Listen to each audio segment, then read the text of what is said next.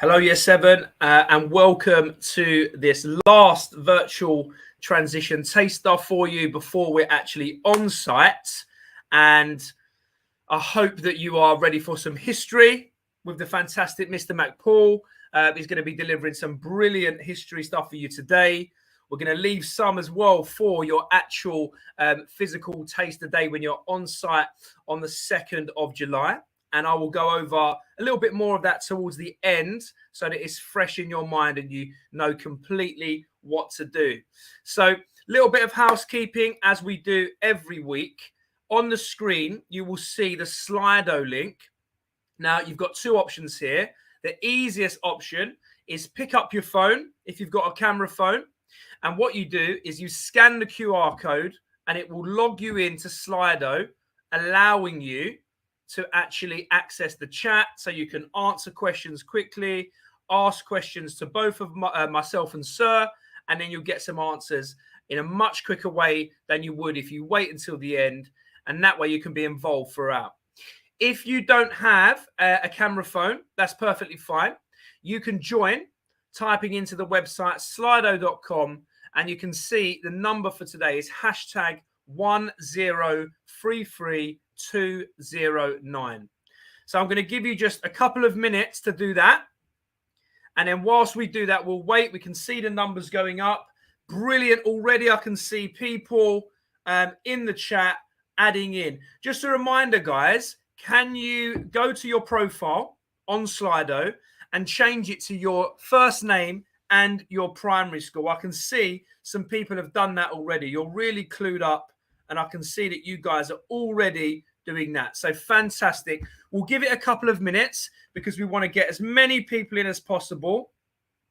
And I can see loads of people already. If your name is coming up as anonymous, please go into your profile and just change your name to your name and your primary school. We want to be able to shout out as many people as possible on the YouTube, and just to show how much you are getting involved. So I'm going to give you a couple of minutes to do that. Great to see so many people joining very quickly. We've got who? Let's have a look and see who we've got. We've got Ruby from Belmont, Jazz from Lesnes Heath Primary. We've got Michael from Timbercroft, Hamida from Plumcroft Primary. We've got Gabrielle from Gravel Hill. Fantastic. And we're getting a few more popping in. Some of you are asking about the calls. There's more time for those calls to happen. So if you've not yet received a virtual call from either myself or a member of the SLT team, we will be in touch very shortly to arrange that ahead of your actual transition day. It might be with myself, or it will be with another fantastic member of the SLT team in the next week. Okay, we're going to give it just a little bit longer, just 30 seconds longer, and then I'm going to hand over to Mr. McPaul after that 30 seconds, who's going to get straight in. Whilst you're doing that, I just want to quickly check with you guys. If you go to the school website, I'm going to share the tab just to show you, just to guide you through this. So in front of you now, you can see the school website and what we've got. I've already done this, but I'm going to go to the home page just to show you the entire process. You're going to scroll over Academy Life and you're going to go onto Year 6 transitions. If you click on that, it takes you to the usual page that you know about, where it's got various things. We've got the welcome video from myself and Miss Freeman. You've got all the past video meets that we have from all of our subjects. You may have missed one, so you can always look back. Now, obviously, our main concern today, is this here, our virtual horrible history club. Now, on here, I just want you to have a little look and just to double check. If you can see here, we've got the worksheet. And we want to check this before we get started this week. Can you please click on the worksheet? And what you should see is what's popping up on my screen now, a worksheet that looks something like this.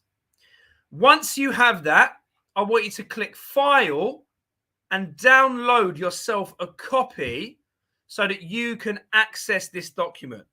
Because at the end of the session, I want you to be able to send it to myself so that we can celebrate your work as much as possible. So if I go back just here, just to take you through that once again, when you're on this tab here, so I'm just going to quickly share with this tab. Let's have a look here. Come off our tab. We're going to share our school website tab. You can see what we've got. Let's quickly have a look here.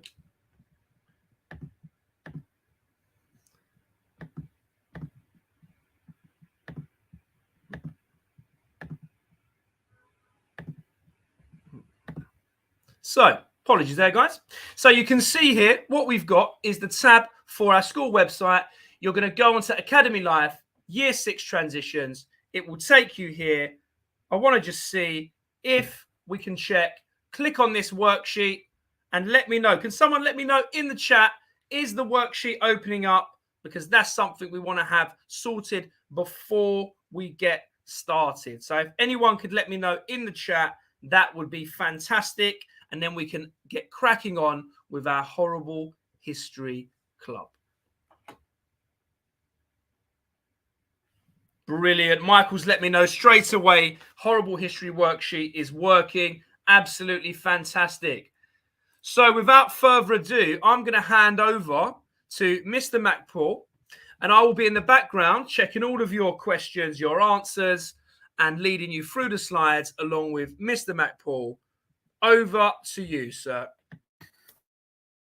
Joe, I'm very excited to do this presentation, especially with Mr. Muse. So my daughter actually attends Bexley Heath Academy, and she said that Mr. Muse is my personality twin. So this is going to be twin credible for all of us. Now, guys, I am Mr. McPaul. I'm the Director of Humanities at Bexley Heath Academy, and I'm extremely passionate about history. I just love all things history. From when I was a young boy, I used to ask my nan, in the olden days, what was like? Why was life like this? Why was life like that? I had an innate and burning curiosity about the past, and that's never left me still today.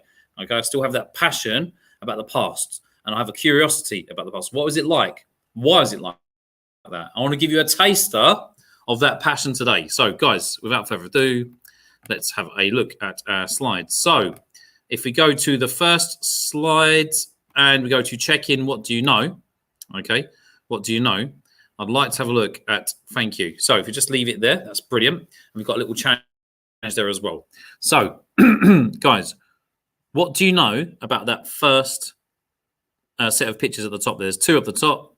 Okay. What do you know about that? What can you see? Could you make an inference? Could you make a guess? What do those first two pictures reveal? What do you know about it? Absolutely anything. And if anyone's at home, parent or carer, okay, who could support, that's not a bad idea, okay, sometimes. So can you put the answers in the chat? Okay, answers in the chat, guys. What do you know about that first picture there? So I'm looking on my Slido, which is on my phone, and I'm trying to multitask. Right, let's have a look. Okay. It's based in Italy, I think. Yes, Hamida. It is based in Italy. Very good. Okay, lovely. Right, any other comments, guys? Any other comments? What do you know about what's going on there? Romans. Thank you, Cody, from Bedenwell. Okay, my dad went to that school. Right. It's the Colosseum. Well done, Isla, from Belmont Academy. Okay. It's one of the world wonders. Raphael. Mustafa, that's very good. Okay. It's the Colosseum. I don't know what the other one is. And so someone's written it was the gladiators. Indeed. Indeed. So, Mr. Muse, if you can just put us on one slide. We'll just go forward. There we go. It's gladiators at the Colosseum. Now, the reason the Colosseum is called the Colosseum is because there was a statue of a Colossus there. And when ancient Romans would go to watch the gladiators fight, they'd often say, I'll meet you by the Colosseum, because it was a nice reference point to meet their friends. Okay. The Colosseum. So there you go. Okay. That's quite an interesting little reveal. Next one. So what is that next picture about there? Okay. What is that second picture? You may see there's a flag. You may see there's an astronaut. What is going on? Can you tell me? Answers in the chat, guys.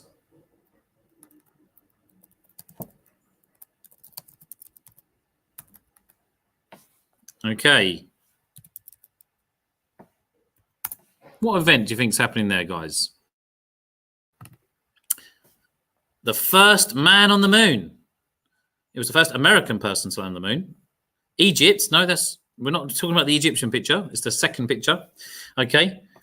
It was the first American person to. Okay. Indeed, Mr. Muse. These are great answers. However, does anyone know who the first man on the moon is? Do we know that? Do you know that important fact? Okay, the first man on the moon. And yes, it was the first American person on the moon. And the first person on the moon was American. But who is it? Neil Armstrong. Well done, Ruby from Belmont Academy. Excellent answer. Okay, Neil Armstrong. Yes, Neil Armstrong. Very good. Well done, Tobias. Well done, Raphael. Okay. Yes, that's a great answer. That is a fantastic answer. Okay. Now, some conspiracy theorists believe that that is faked, but actually, there are reflective surfaces on the moon which have been put there by human beings. So humans have put these kind of like reflector dishes. So if you shine a laser on the moon, bing, it can reflect back on the Earth. So there you go. So we know men have been to the moon. But anyway, away from conspiracy theories and into facts, which is what we like. What is that bottom picture about there? Okay. And are there any details you can tell me about that? Okay. Oh, Raphael. That's a really good answer, by the way. He put a flag on it. It was a race. Yes, there was a space race between, well, not just Russia, the Soviet Union. Now, the Soviet Union is a country which doesn't exist anymore. If I put this upwards, okay, you see I've got some leaders from that Soviet Union there because we studied the Cold War at Bexley Academy for GCSE history, okay? Anyway, the Great Pyramids of Egypt, okay? The pyramids in Cairo, Egypt, Great Pyramids, yes, pyramids indeed.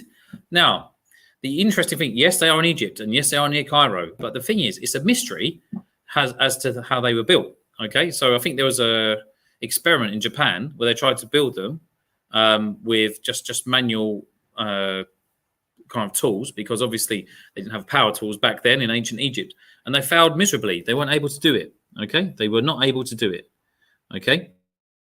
Yes, and well done, Raphael. Raphael, you've given some very good answers. So, yeah, they had mummies. They had mummies in there, okay? So when ancient Egyptians died, their bodies would be mummified. They would take the brains and organs out, and they would wrap bandages around them, okay? That's very good. That's very good answers. Now, so if you could just click on the next slide. Thank you. Yes, it's still a mystery how they were built. Now, challenge. The answer isn't on the slides, but I will discuss it, okay? Who was the first man in space? So you know who the first man on the moon was, but who was the first man in space?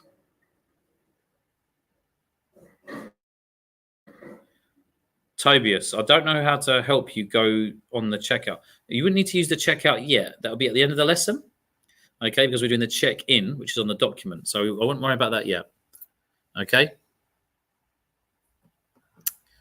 But who was the first man in space? Now, it's gone a bit quiet, okay? I'm not surprised. This happens every single year. It happens every single year, okay? Who was the first man in space?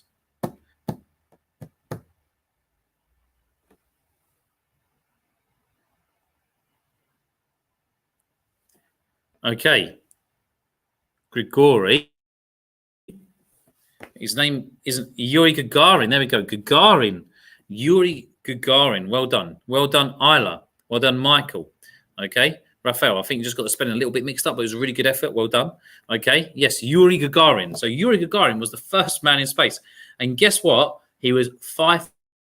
He was only 5'2" because he had to be quite small to be in a Vostok rocket. And the rockets that are sent into space today are based on those rockets, okay? On the Soyuz rockets. So Russian rockets are made for shorter men to be in. So if you are tall and want to be an astronaut, I think if you're over 6 foot tall, I don't think you can be an astronaut these days, okay? Because of the type of rockets which they use. So, you know, often I think short men get quite a harsh deal in life, but at least we can be astronauts, okay? Right, now, Mr. Muse, if we could move on to the first activity. So if you just move on again to the next slide there.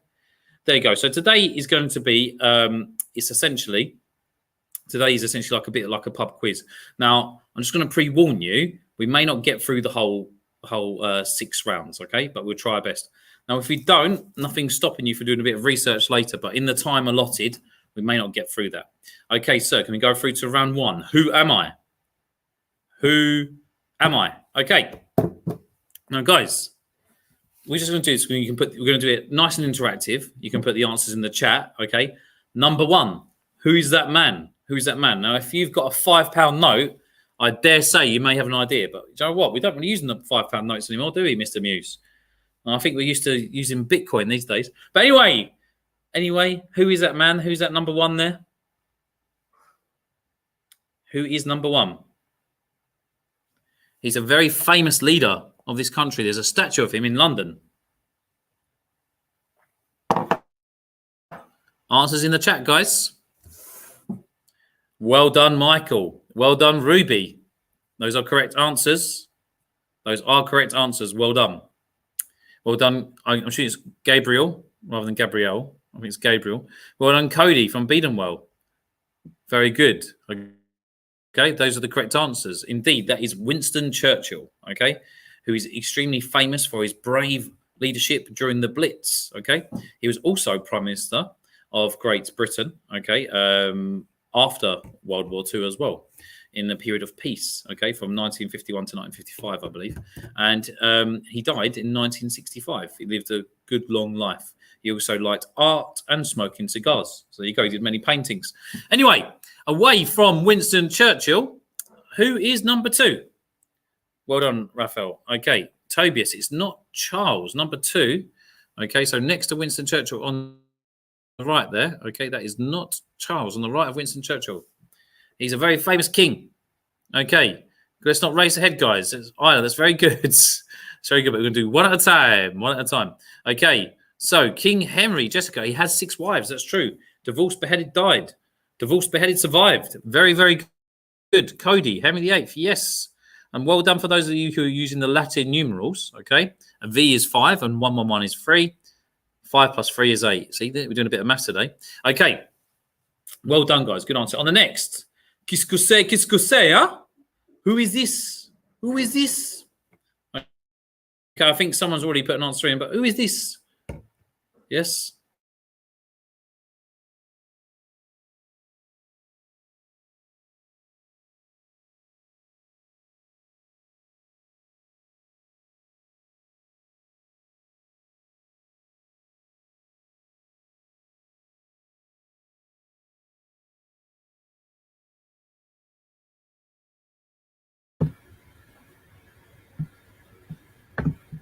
Right, I'm back.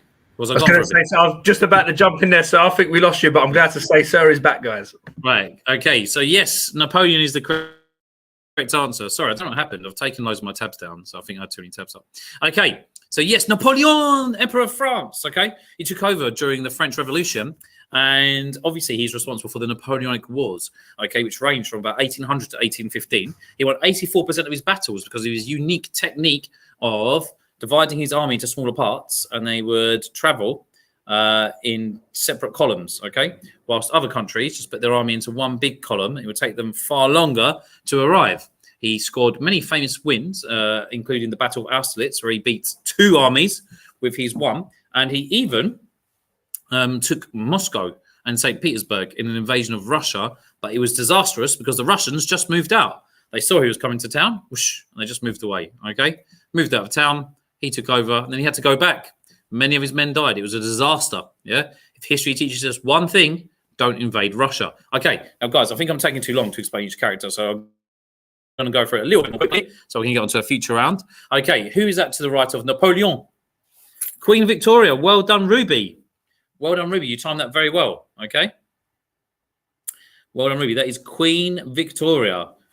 Yes. I'm very amused. Or is it we are not amused? Well, apparently she didn't really say we are not amused. That's a misquote from history.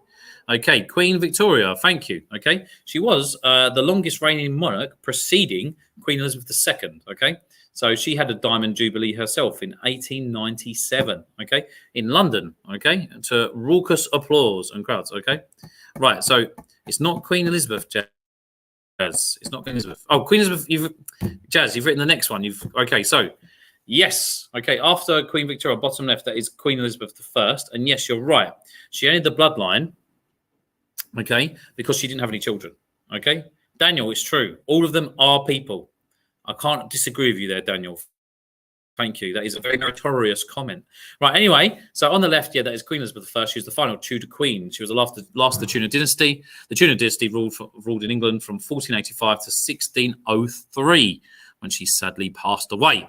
And her successor was King James I of England and the 6th of Scotland. Okay, guys. On the right, yes, is Hitler. Now, bonus question. In which country was Hitler born? In which country was Adolf Hitler born? Okay, bonus question. Well done, Adrash from Cooklog Primary.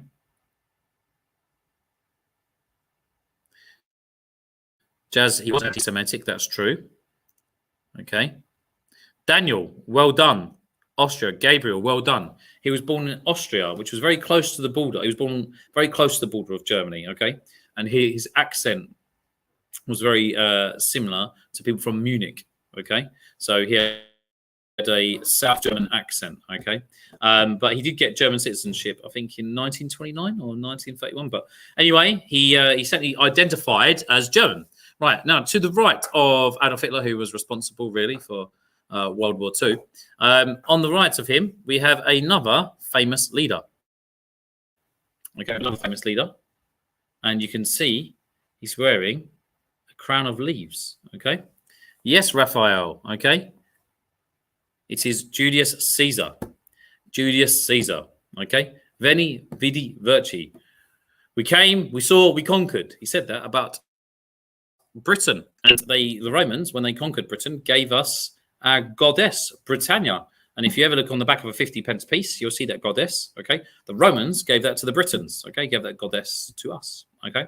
And yes, Michael, you have jumped the gun. On the right is Florence Nightingale, famously the lady with the lamp, okay? It's not a lamp, but she would hold it up like that, okay? And she was famous for making nursing a respected profession, okay? She was actually born in Florence. She wasn't born in England. That's why she's called Florence Nightingale, okay?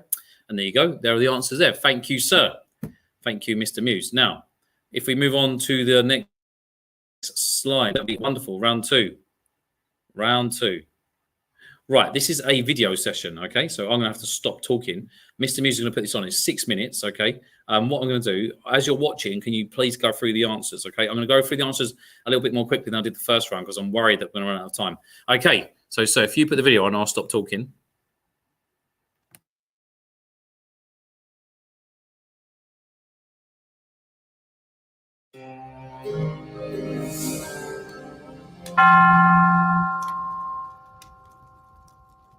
Harold II was crowned King of England in January 1066, but he had not been the only contender for the English throne. On September the 25th that year, Harold fought off a bloody invasion from the Norwegian king Harald Hardrada at the Battle of Stamford Bridge.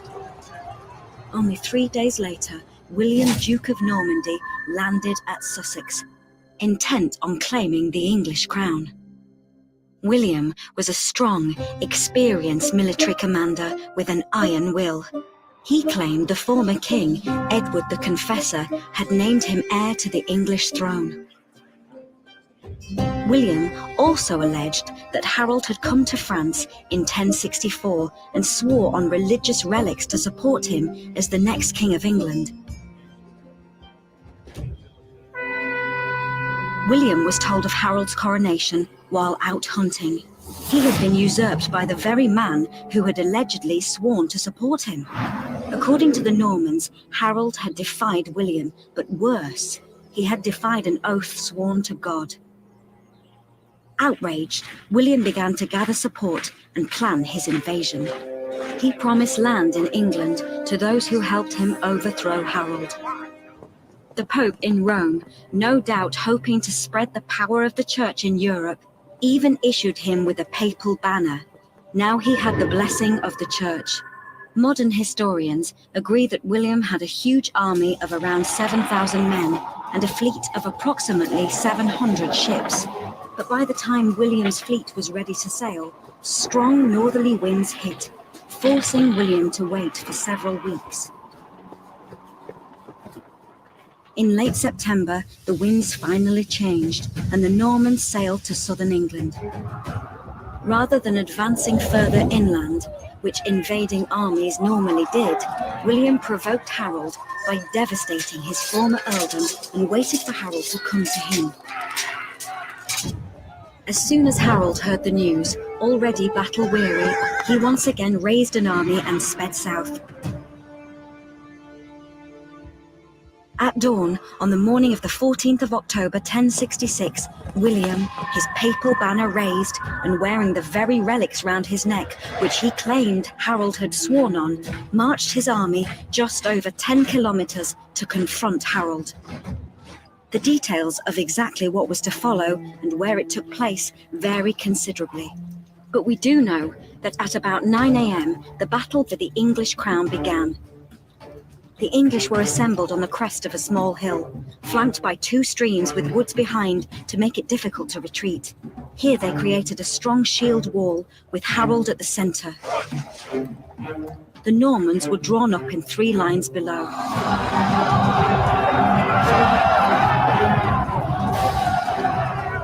The English and the Normans' armour was very similar.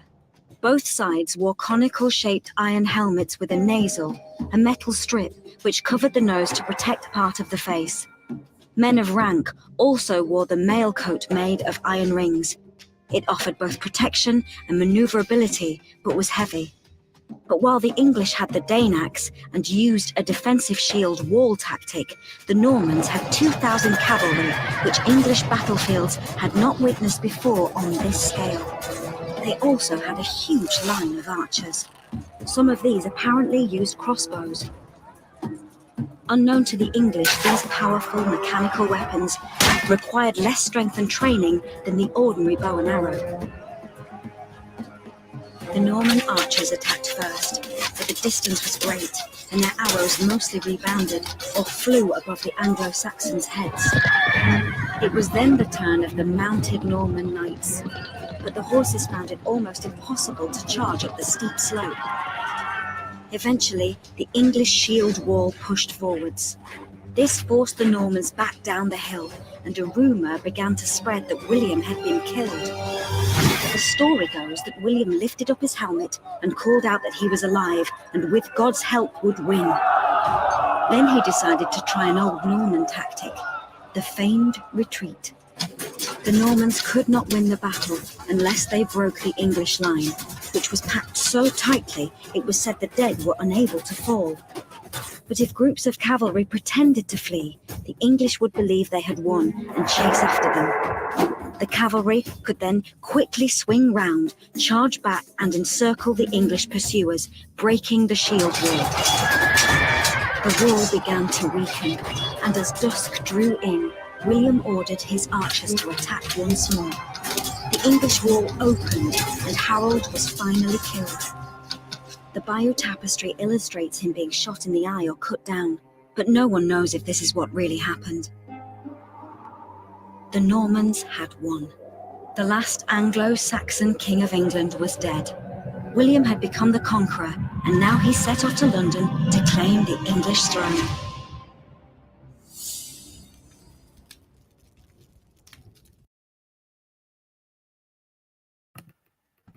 Well, that was dramatic to say the least. Guys, that's the birth of the English nation. I think that's such a seminal moment in our history, a real turning point. It shaped many things about us, including the language that we speak today.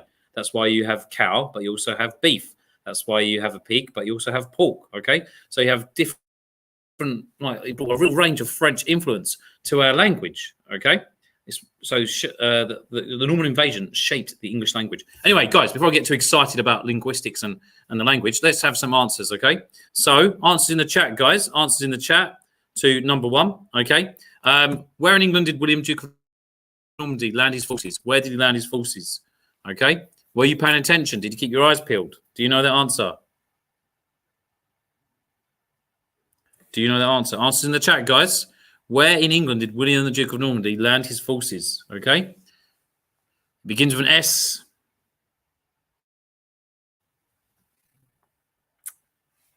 Well, it wasn't quite Hastings. He actually went somewhere else before that. Okay. Answers are looking a little bit slow, so I might just give this one to you guys. Okay, give you like another 10 seconds. Right. So where in England did William Duke of Normandy land his forces? Okay. Right. Sussex. Well done, Cody. Well done, Cody. That's good. So the answer is Sussex. Mr. Muse, if you just press and press again once, there we go. There's the answer. Okay. Right. So who did William believe had named him heir to the English throne? Okay. Who did, guys, thank you for the answers. Thank you, Daniel, Deborah, Cody, and Isla. Thank you for having a go. Okay. And well done for Cody for getting that right. Okay. But I always like people to have a go too. So who did William believe had named him heir to the English throne? Okay. Let me see. Can you press the answer, sir? Thank you. Okay. Edward the Confessor. So Edward the Confessor is a really interesting king. He basically found God, okay, and refused to have relationships, even though he was married, but really to have a relationship with women anymore. He said, no, I'm not, I will focus on confessing my sins to God, okay, which is why he's known as Edward the Confessor. So basically, he didn't have any children. And because he didn't have any children, what we get is a succession crisis. So now, he's accused of naming various different men King of England. He promised the throne to 3 different candidates. Okay, you've just seen 2 fight out there, but there was another one called Harold Hardrada, the thunderbolt from the north. But anyway, number three. What did William promise those who helped him conquer England? What did? All right, I've seen an answer there as land, Michael. Okay. All right, so I've seen an answer there as land. Anyone else got an answer? What did William promise those who helped him conquer England? Land in England. Okay, Mr. Muse, if you can press that, thank you. Okay, yes, land is the right answer. So well done, guys. Well done. Okay. How many men were in William's army? How many men were in William's army? Okay. Do you know how many men? Okay, well done, Adrash. Well done, Cody. Well done, Isla. Well done, Gabriel. 7,000 people. 7,000 men. Okay, so well done, Jazz. Well done, Asta. Well done, Gabriel. And well done, Adrash. Well done, Raphael. That's correct. So if you reveal the answer, Mr. Muse, thank you. The answer is 7,000 men. And how many ships did he have? Okay.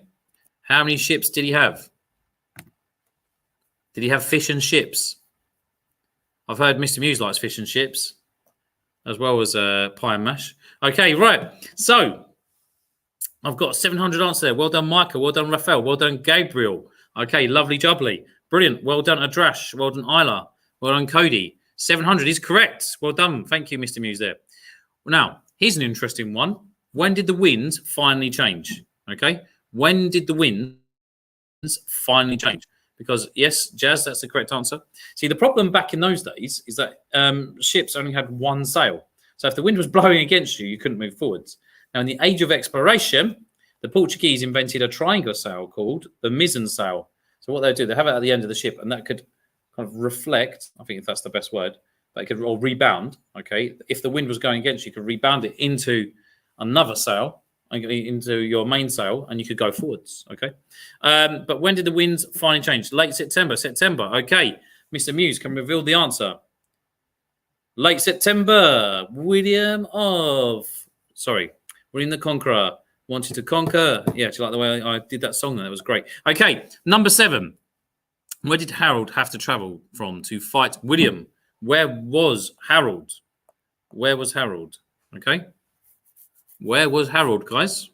So Harold, who was the King of England at the time, or who had usurped the throne, taken the throne, okay, he had basically, he was somewhere else. Where was he? Did he have to travel from Hastings? Well, if he had to travel from Hastings, he was right there, okay? Because you got to think, Harold has to go somewhere to get to Hastings, okay? Right. Cody said London. Right, I'm going to give you another 10 seconds, guys, if no one's got this answer. Right. Nottingham. Oh, that's a good answer. Okay. So, Mr. Muse, can you show the answer, please? York. Okay, so Nottingham's halfway there. Oh, not quite the way. So, he's actually in York. And the reason he was in York was because he was fighting A different invasion, a Viking invasion. Okay, so the Vikings would often send their ships to York, and that's because that was a Viking port. Actually, York is actually a Viking word, and it's been changed. So when the Vikings used to invade England in the Great Heathen Invasion, okay, they used to go to York. It was a nice base for them to send their ships from Scandinavia, okay, and so they called York Jorvik. So York is actually a word that's been anglicised from a Scandinavian word of Jorvik, okay? And if you go to York, they have a Viking museum there today because of the strong Viking influence in York, okay? And the Newcastle accent, well, yeah, man, yeah, if you like Ant and Dec, that's actually a direct influence from the Vikings, from the Scandinavian invaders. Okay, anyway, there we go. Number 8, please. What did the English create on the crest of a hill? What did the English create on the crest of a hill? I've seen the word shield. Just one shield? Okay. Now, I'm a big fan of the TV show Vikings. It's one for when you're older, but there's some really good battle scenes in it. It's really, really interesting. Okay. An English, a wall. Yes, a shield wall. An unbroken line of soldiers. Okay, Mr. Muse, if you can reveal number 8, that would be great. Thank you. See, there you go. There's a Scouse accent as well. Okay. What 2 weapons did the Normans have that the English didn't? Oh, this is an interesting question, isn't it? Okay. What 2 weapons did the Norman have that the English didn't? Okay. Answers in the chat, guys. Guys, you're doing really well, by the way. You're giving me some great answers. Really, really dynamic. This is great. Okay. Let me see. I'm looking on the slide, though. Horses and crossbows. Yes. Well, we don't really call them horses. If you can reveal the answer, sir. If you can reveal the answer. I've written horses and crossbows. Okay. But what I should have written was cavalry. It was a cavalry. Okay. So men mounted on horses. All right. Okay. And what tactic did William use to win? What tactic did William use to win? So well done for those answers. Well done, Adrash, Raphael, Isla.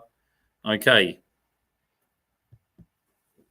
What tactic did William use to win?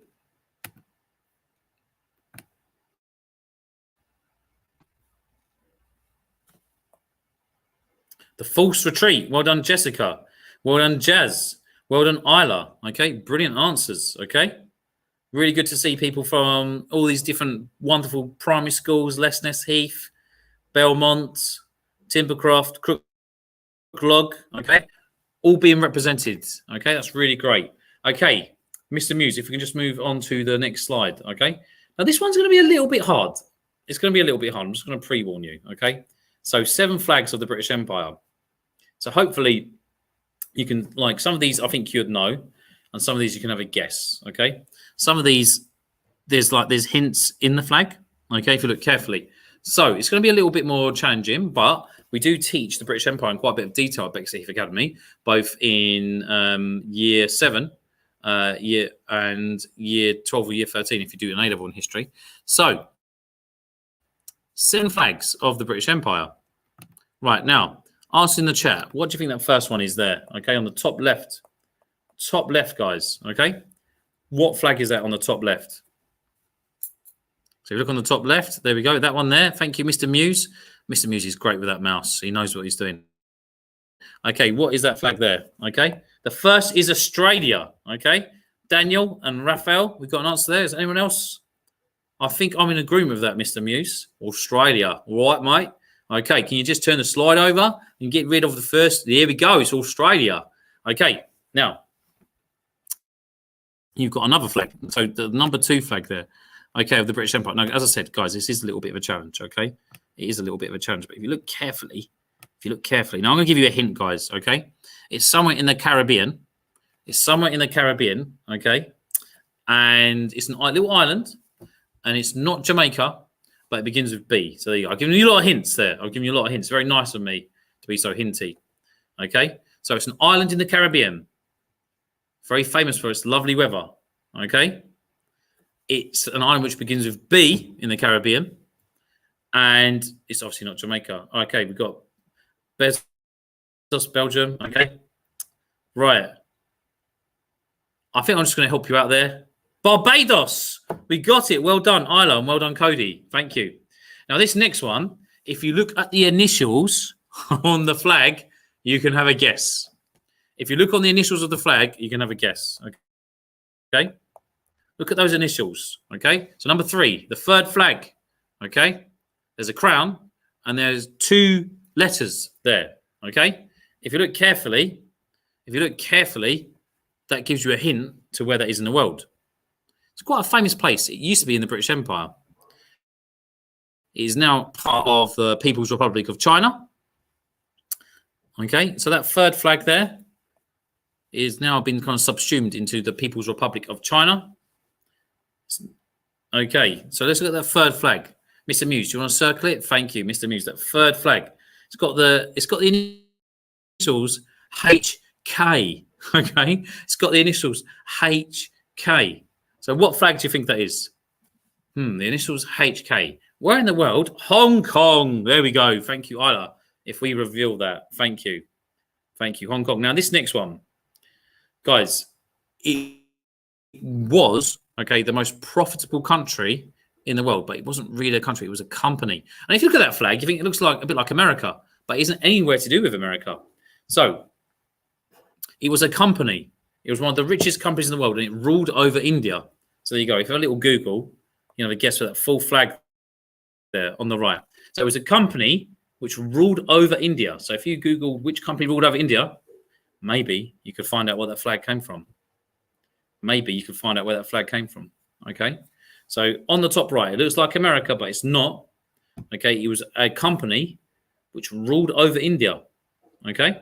It ruled over India. Guys, I'm going to give you another 10 seconds. And if I've got no answers, I'm just going to have to tell you. I did tell you this round was a little bit hard, but sometimes we do that at EBACC Academy. We stretch your thinking. We give you challenges. Okay. It's not West India. But thank you, Adrash, for having a go. Okay. Mr. Muse, you want to show them? Thank you. It's the East India Company. Okay. So you do a lot of work on that at Key Stage 3. Okay. It's the East India Company, which is quite interesting because a company ruling over India, doesn't that seem a bit strange that a company could rule a country? Well, it did. Okay, that's part of British Empire history and part of Indian history. Right, the next flag. Now look, if you look really carefully at that flag at the bottom left, you'll see at the top part of that symbol, it looks like a leaf. Okay. A leaf. A leaf. Which flag in the world has a leaf on it? Leaf it out, Mr. Muse. I'm sure we know, don't we? There's a flag, there's a country, and it used to be part of the British Empire. They speak English. It borders.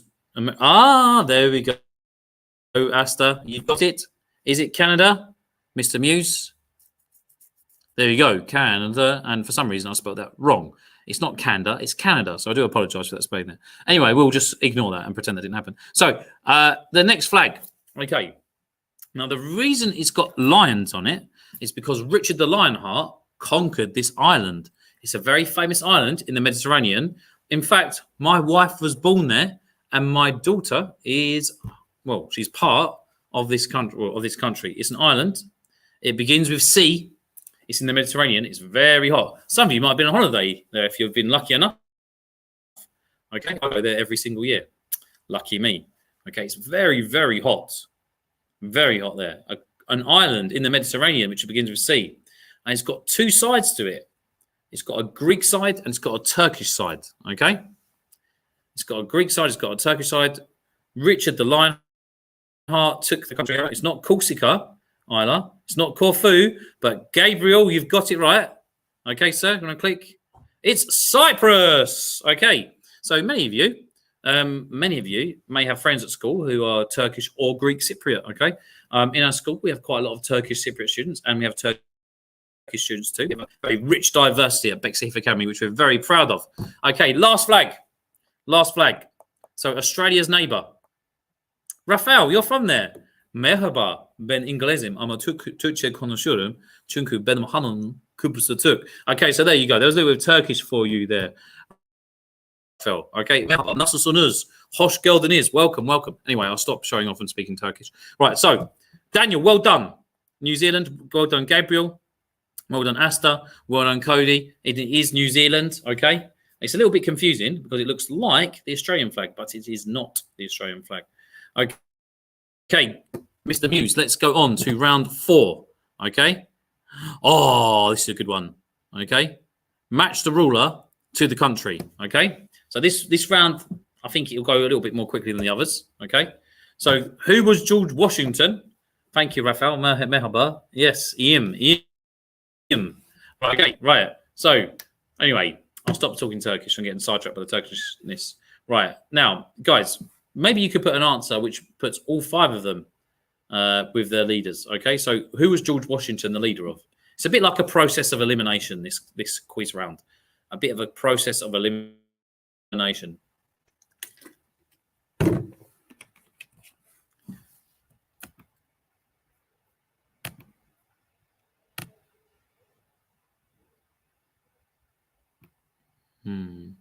Okay.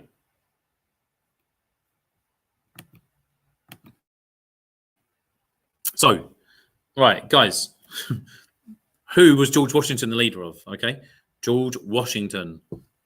Which country was he the leader of? Washington. Where have I heard that word before? I swear it's the capital of a country, of a really famous country. Washington. So who could George Washington be the leader of? Answers in the chat, guys. Don't be shy. Thank you for your answers, guys. Okay, let's see. Okay. Right, still waiting for your answers, guys. Still waiting for your answers. Who was George Washington the leader of? I thought this would be an easier round. I don't know if Slido isn't working very well. Ask in the chat. Who is George Washington the leader of? Sarah, I think your Slido is frozen. Just to jump in there, because mine's loading. Just in case. We do have a lot of people saying the United States of America, US of A. Thank you. Thank you. I think my Slido is very slow. I do apologise, guys. Okay, let me see if I can renew it. Okay, yes, George Washington's correct. Thank you, sir. Right, Charles I. Thank you for intervening there. Right, I was wondering what was going on. Charles I. Okay. So who was Charles I? I see what's happened. For some reason, my phone, sometimes the data, I don't know, it's the signal in the school. So I have to restart my phone. Okay, Charles I. So if you help me out, sir. Charles I. Who was he the leader of? Guys, Charles I. Bit of an easy in there, I think. Bit of an easy in. Poor Charles I. He was executed. And when he was executed, he wore 2 layers of clothes because it was a cold day and he didn't want people to think he was scared and that he was shivering because he was very religious. He was very religious. And he said, I go to an eternal crown. Okay. So he believed that he was going straight to heaven. Okay. Quite an interesting man, Charles I. So have you got an answer, sir? Yes, sir. We've got many students writing in UK. Then that would be correct. Okay. Thank you. So number 3, I wonder, Tutankhamun. I wonder if our students will know this one, sir. Tutankhamun. I do wonder. Right, Jessica straight in, so I won't reveal the answer just yet, but Jessica straight in with an answer, and we're getting more coming in now. Brilliant. Right, my Slido is just loading. Loading. I'm trying to scroll right to the bottom. Okay, there we go. Right, yes, I can see it. Okay, I'm back into Slido. Let's hope it doesn't die on me again. Okay, yes, Egypt is correct. Now, this next one I think is a bit easy. Okay. Hey, Mussolini. Okay, so Mussolini. Okay, Benito Mussolini. Which country was he the leader of? Okay, which country was he the leader of? Mussolini. Adrash. That's a good answer. Thank you. Okay, that's a very good answer. Right, Adrash. Okay, yes. Italy. Very good. Okay, right. Well done, Isla. Okay. That's correct, Amondo. Well done. Lovely. Okay. Well done.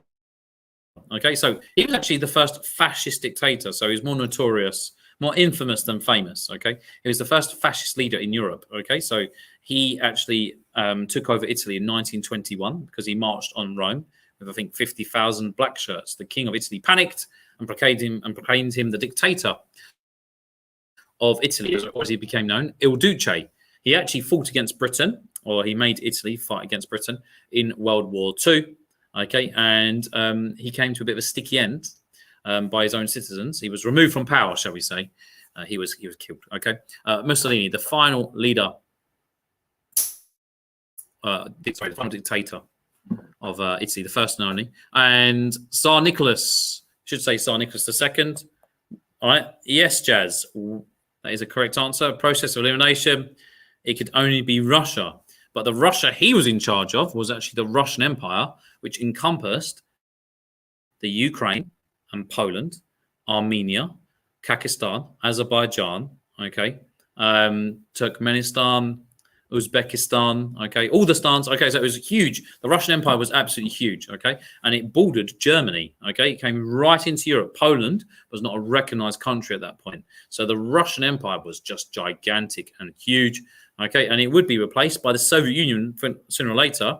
And Tsar Nicholas was the final leader of the Russian Empire. And he would come to a sticky end himself. He'd be killed by communist revolutionaries in 1918. Okay, 1 year after the communist revolution. Okay, so I'll tell you what, I think we should skip round 5, okay? Because I don't think we're going to have enough time to get through it. So we're going to go through to round 6. Okay, don't click again. All right, so we've got anagrams. So this one is for your problem solving. So I think this will take about 5 minutes, sir. Okay, 5 minutes. So these anagrams are all words, okay, which we've come across today. And guys, I'd like to thank you for your rich amount of replies. You've been really energetic in your replies. It's been brilliant. Okay, so we've got 5 potential answers there, okay? 5 potential answers for those anagrams. These are all words which we've studied today, okay? So what you need to do, can I solve it? Can you put an answer in the chat? Can you put an answer in the chat?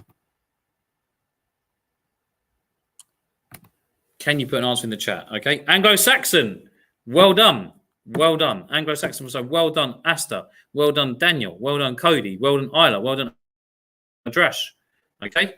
Number 4 is British Empire. Okay. Well done, Isla. Well done, Asta. Okay. And Cody, well done. Okay. Very good. Churchill. We've still got 2 to go. We've still got 2 to go. Right. Okay. Well done, Michael. Well done, Gabriel. We've still got 2 to go. Okay. Just 2 more answers, guys. Now, think. We've looked at Henry VIII. Okay. Sorry, we looked at Henry VIII. Now, Henry VIII, he had quite a lot of wives, but to have that many wives, you can't just, he did something twice. Beheaded, died. Beheaded, survived. So what did he do for number 5? Answers in the chat, guys. Answers in the chat. Divorced. Thank you. Okay. Now, I think we're missing one answer. Number 3. Okay. Right.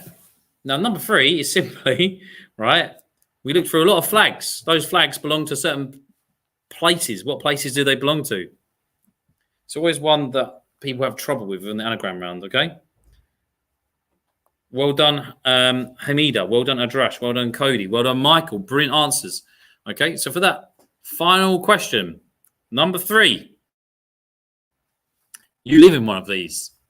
These are represented in World Cups and Olympics, okay?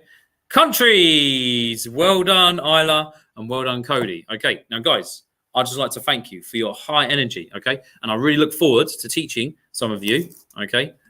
Maybe on the physical transition day at BA. And Mr. Muse, I've got to thank you. I could not hope for a more glamorous assistant. Okay, so thank you very much.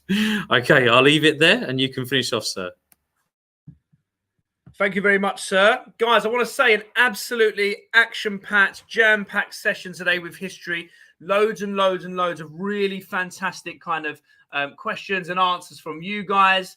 I want to just quickly put my email up because we are a little bit short on time this week. We've absolutely crammed in a tremendous amount of content. Now, any history-related work, I want you to send in to this email address. So here's a reminder that this is my email address, okay? Now, before I let you go, I want to say once again, thank you. All information about the physical transition day, okay, about the physical transition day will be coming out to you and your parents very, very shortly. We're just putting that into place. Now, one thing I wanted to clarify, If you haven't yet received correspondence for your virtual meeting with a member of SLT, we are still in the process of getting through all of the students. So do not panic. I have the list in front of me, and I'll be going over this in the coming days along with the team to ensure that you get your virtual meet, whether it's with myself or whether it's with another member of SLT, just to give you a little bit more clarity on how we're going to proceed moving forwards. So lastly, I want to say thank you to the Year 6s and thank you to Mr. McPaul. This is our last live session. I cannot wait to see you on site on Tuesday, the 4th of July. All the best, guys. Thank you and good night.